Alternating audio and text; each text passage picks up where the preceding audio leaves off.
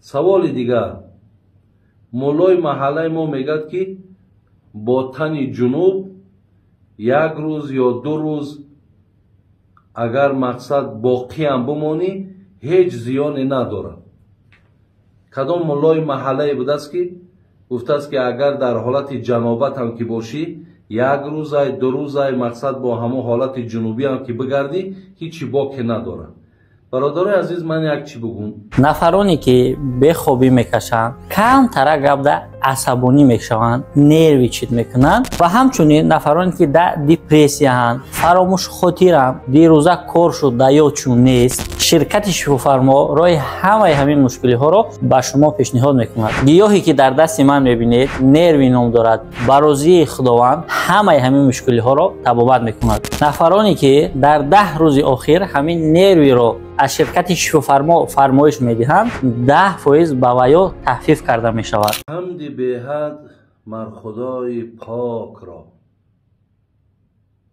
он ки ҷон бахшид мушти хокро.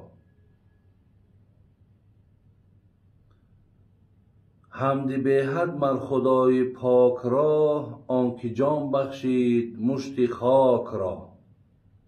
он ки дар одам дамид ӯ рӯҳро, дод аз тӯфон наҷот ӯ нӯҳро. ассалому алайкум ва раҳматуллоҳи ва баракотуҳ. аз худованди бисёр бисёр меҳрубон, бениҳояти бениҳоят бахшанда дуогӯ ҳастам ки худои меҳрубон оқибати кори ҳамаи мову шуморо ба хайр гардонад. аллоҳи меҳрубон ҳар як мақсудҳову ҳар як орзуҳое ки мову шумо дорем агар нек бошанд, худои меҳрубон бо фазлу карамаш ҳосил гардонад. аллоҳро дуогӯ ҳастем ки худованд ин неъмати амну ваҳдату оромие ки имрӯз мо шуморо фаро гирифтааст, худованд барқарору бардавом нигаҳ дорад. бародарону хоҳарони хеле гиромӣ, дар пеши ман 10 савол ҳаст. ман барои шумо иншоалло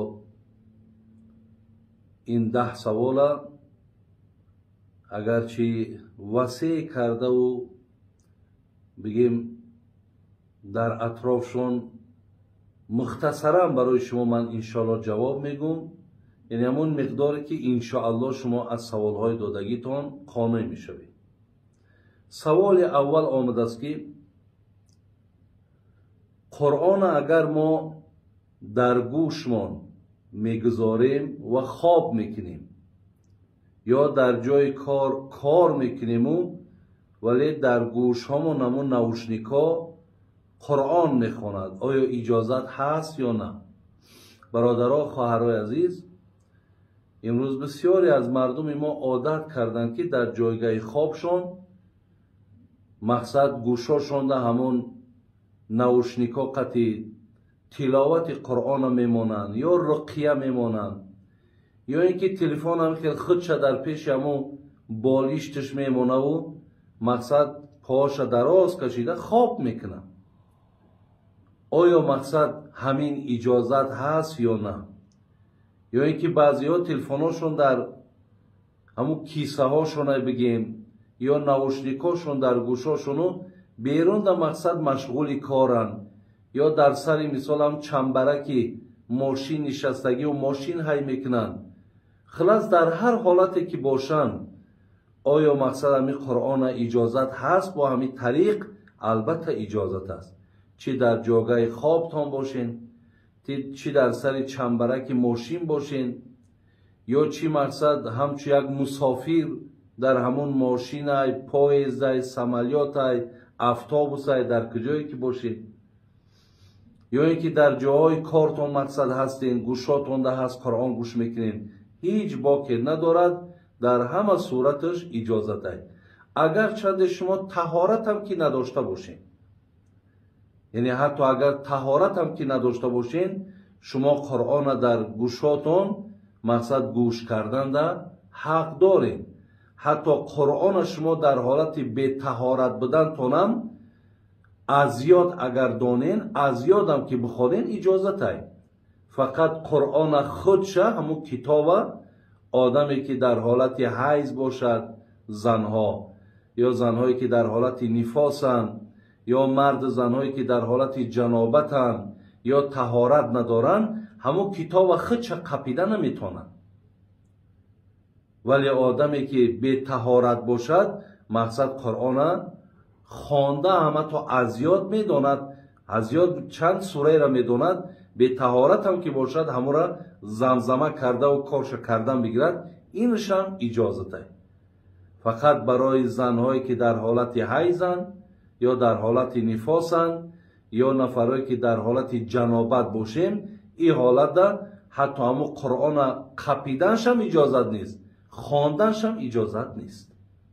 خداوند نگهبانتون باشه.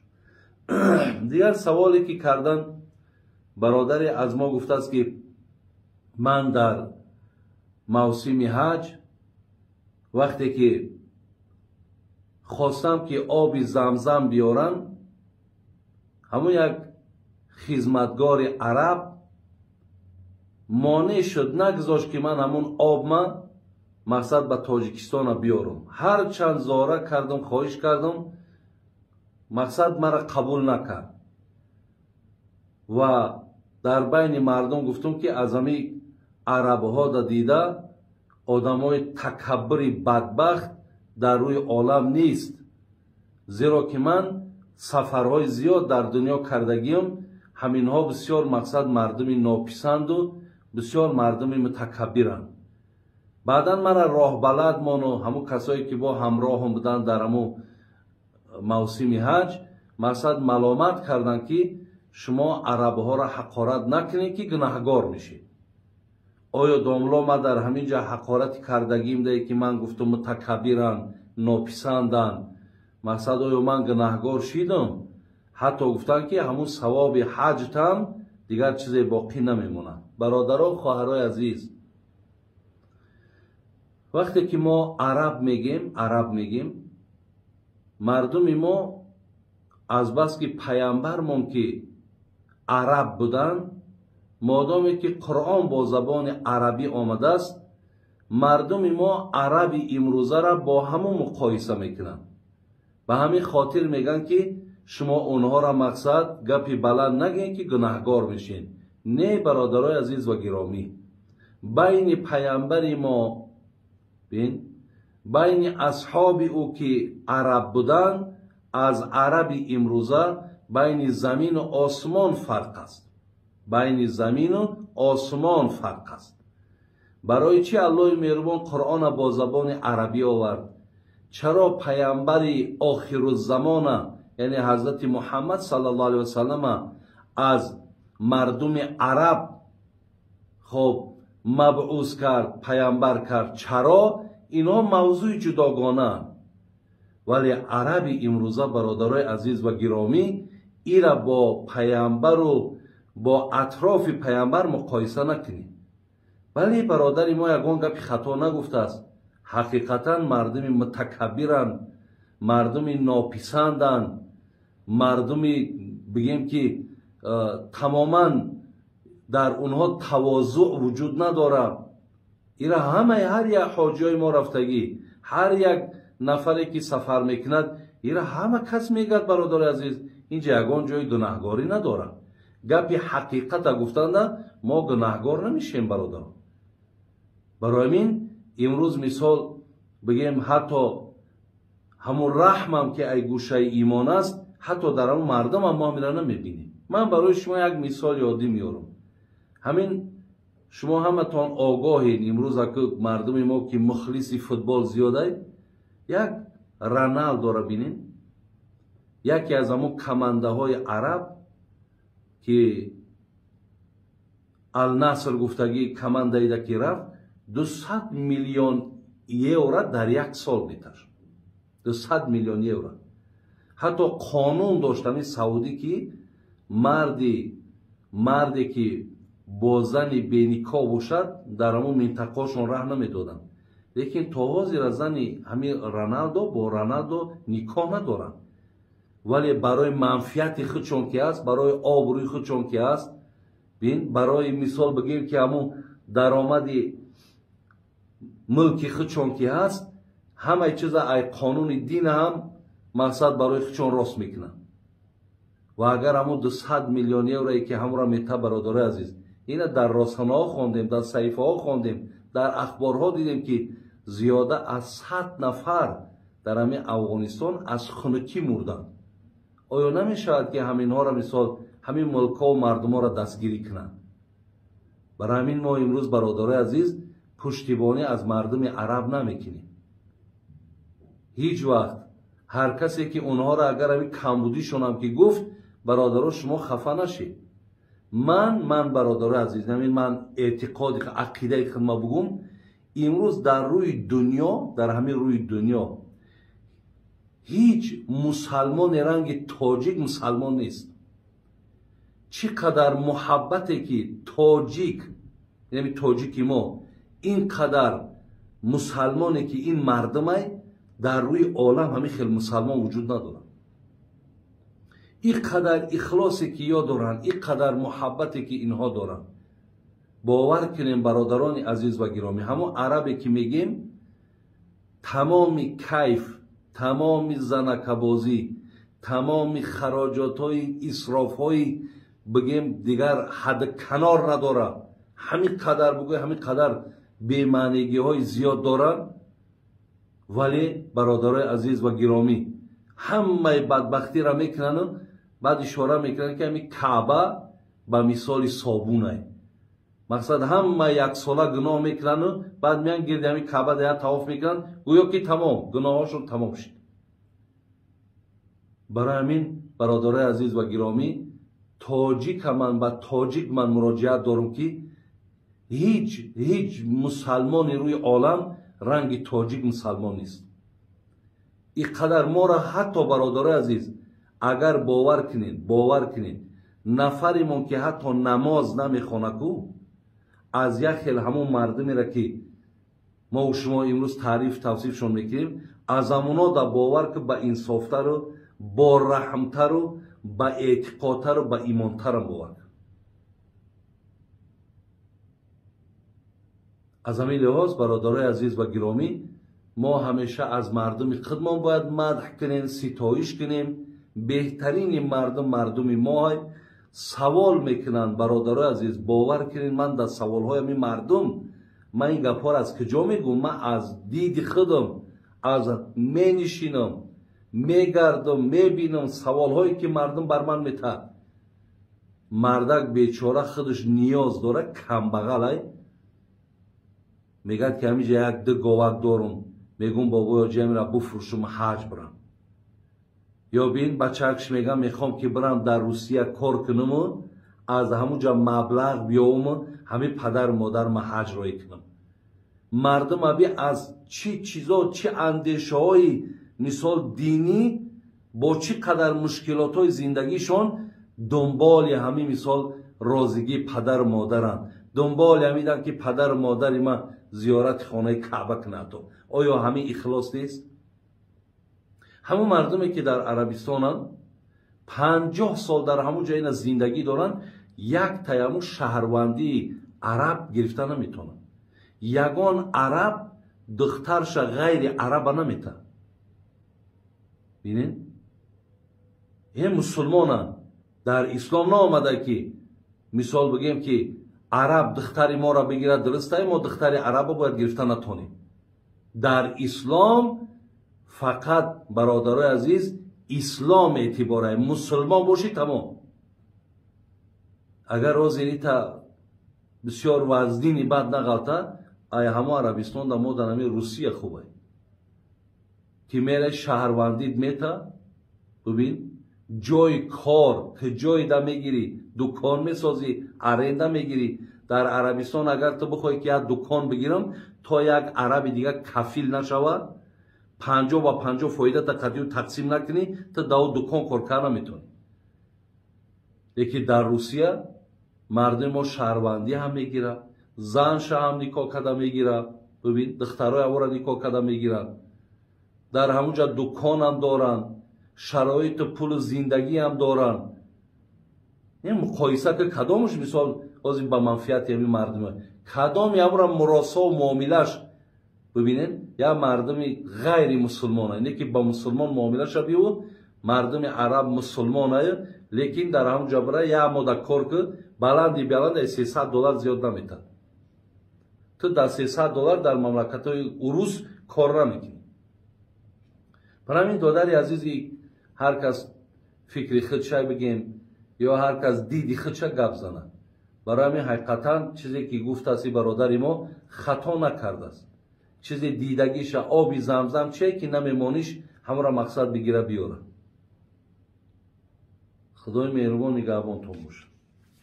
سوال دیگر، مولای محله ما میگد که با تن جنوب یک روز یا 2 روز اگر مقصد باقی هم بمانی هیچ زیانی نداره. کدام مولای محله بود است که گفته است که اگر در حالت جنابت هم که باشی 1 روز 2 روز مقصد با همون حالت جنوبی هم که بگردی هیچی باقی نداره. برادر عزیز من یک چی بگم،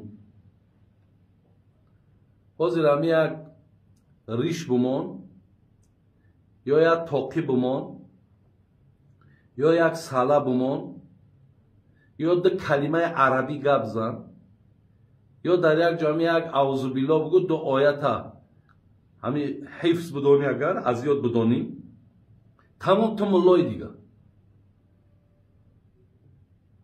حاضر ملاگی همیشه همه ملا شده است. اینترنت همه کشوی بیچاره حتی همون سر اولی افتتاحی سخنش درست خوانده نمیتونه فتوا میتن. بگیم همه دیگه ملا شده است. ملا یک تمیز داشت، ملا یک عقل داشت، ملا یک اخلاق خوب داشت، ملا یک بخشش داشت، ملا یک عقل داشت. آخی نخواه ملاگی را با همین ساله و با جیلک و بریش و با همین ما و شما نسبت یک دیگر ملا گفته مثال مراجعت کنیم. همون صاحب میگفت که من خور صاحب فریب فضل امامه زاهد که در گنبد زیب مغزی صدا بسیار میپیچد.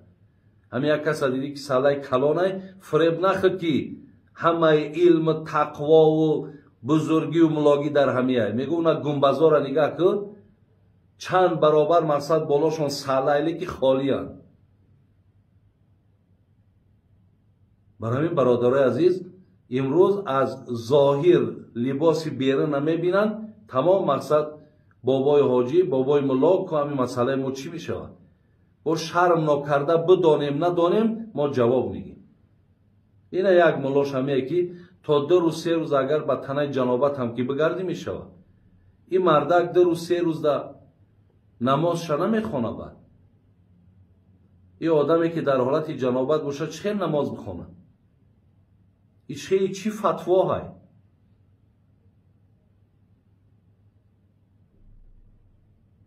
برای همین برادرای عزیز و گرامی ما حدیث داریم در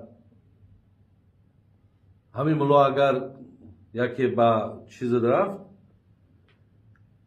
ابو داود حدیث 327، امام نسائی حدیث 261، جناب امام احمد 1290. از جناب علی رضی الله عنه از پیامبر من آوردن که پیامبر من گفتن لا تدخل الملائکه بیتا فیه سورة ولا کلب ولا جنوب. ملائکه داخل نمیشه در خانه‌ای که صورت باشد، سگ باشد یا نفرهای همون خانواده در حالت جنابت باشند. در او خانه مراد از ملائکه رحمت است. یعنی این ملائکه ها میگه داخل نمیشه. برای همین بسیار خوب میشود که برادر عزیز صورت میگیم هر صورت های نفری را در خانه‌تون آویزان نکنید. بیاین الحمدلله رب العالمین چقدر امروز مثال سعی به سوی تعلیم علم فهمیش ببین چقدر پیشروی های ما در جای همون صورت ها بیاریم سخنهای مثال بسیار با حکمت دانشمندهایی را که چی سخنهای زیبا گفتن، یا اینکه مصرعهای شعری را ما میتونیم یا یک معنای آیت یک معنای حدیث در جای همون صورت ها آویزان کنین تا همونها را روزی دراز خداتون فرزنداتون که خوندن هم ثواب میگیرین.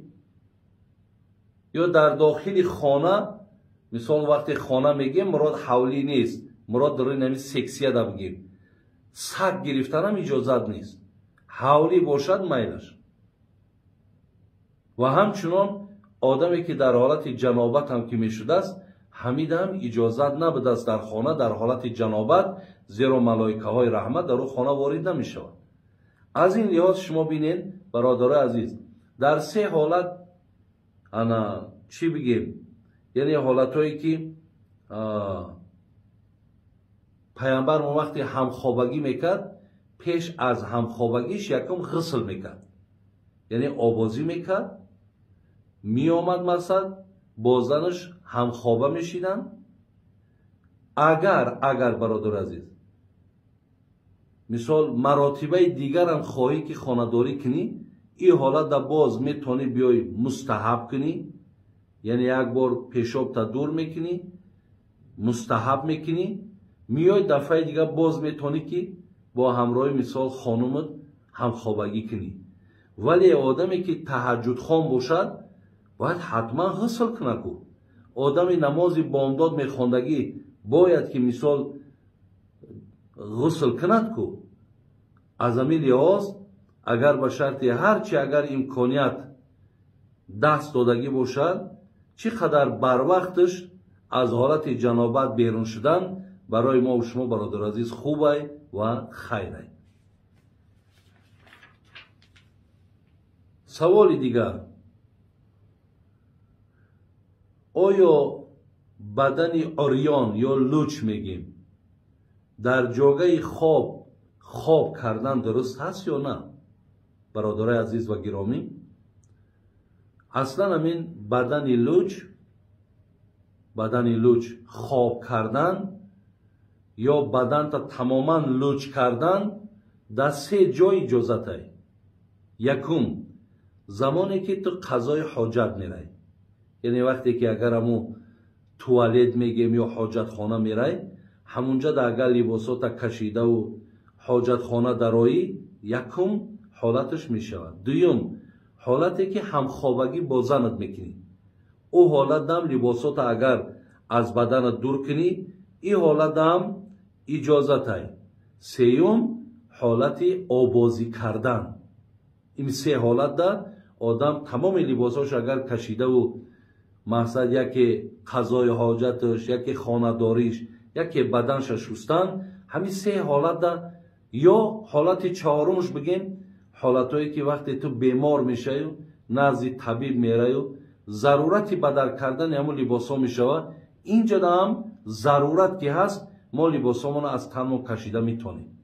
دیگر در غیر این سه صورت برادرای عزیز و گرامی لباس هامون ما باید از بدنمون در حالت خوابم که باشیم، مثال بدن هامون همون داریم که تحپوشا داریم که رازی تحپوشا هستن که ما و شما حتی در کتاب آمدگی است که شب وقتش ده بگیم عرقچین بود، عرقچین حاضرم عرقچین ها هستن، همه عرقچین ها را در سراشون میموندن مردم، کلانترهای پیشتری ما و شما سرشون هم میپشوندن بعد خواب میکردن.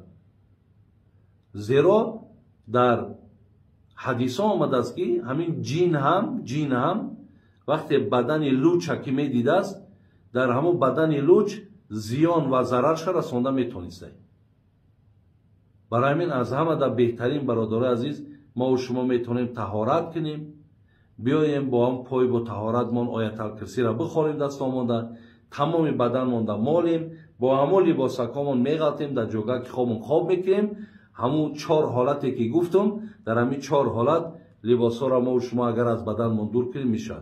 حتی اینجا یک حدیث هم من آورد که حدیث ابو داود رقم 4017، امام ترمذی رقم 2769.